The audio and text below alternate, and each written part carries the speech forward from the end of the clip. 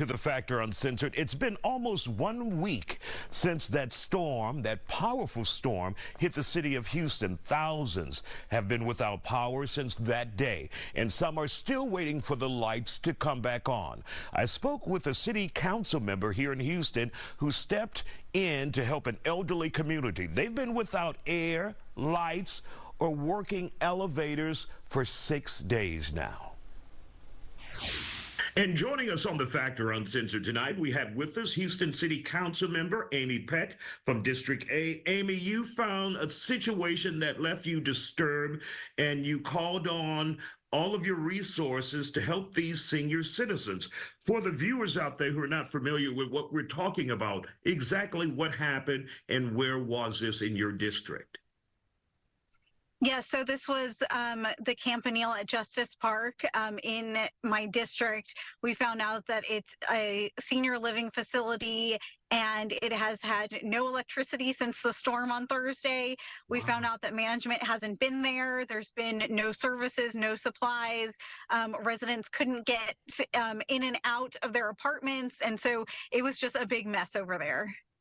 Incredible. And so when you reached out to management, what did they have to say, if anything? I spoke with the owners of the complex. They were kind of unaware that management hasn't been there, and they did send management there while I was there. Wow. And so what were some of the things you actually saw with these seniors when you got there?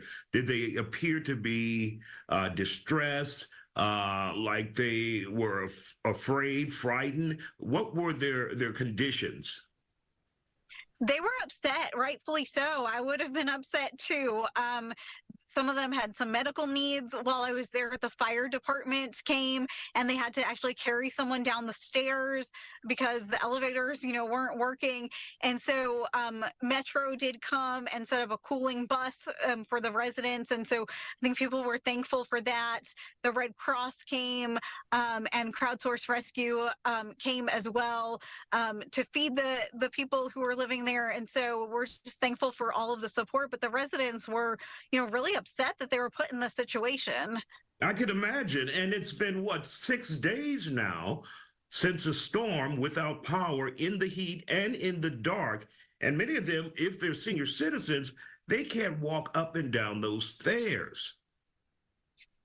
Absolutely. They, some people were just stuck in their apartment. And so Chief Pena, the fire chief for the fire department, did send the fire department out. I'm thankful for his support on this because people needed assistance and they were not getting any. And when we talk about, I don't know if it's management or the ownership or who would ultimately be held responsible, but is there any way we could hold them responsible or culpable for this, for essentially abandonment? So yes, any apartment owner, any landlord that's not taking care of their residents need to be held accountable. This is unacceptable.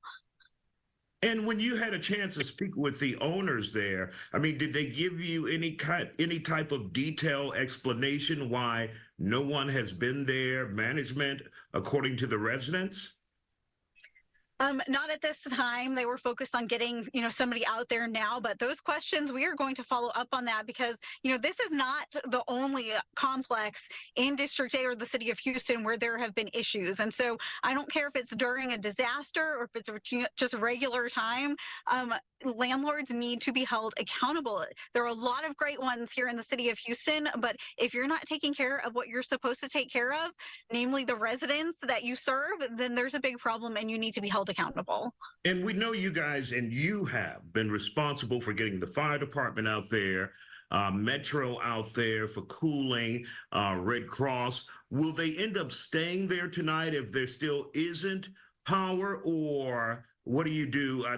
What happens? Will those individuals with those services kind of hang around until the power comes back on to check in on them? Yes. So Metro is staying until the power comes back on. We've been in communication with the Office of Emergency Management. They've been great with getting us resources. And so we are going to continue staying on top of it and making sure that the needs of the residents are being taken care of.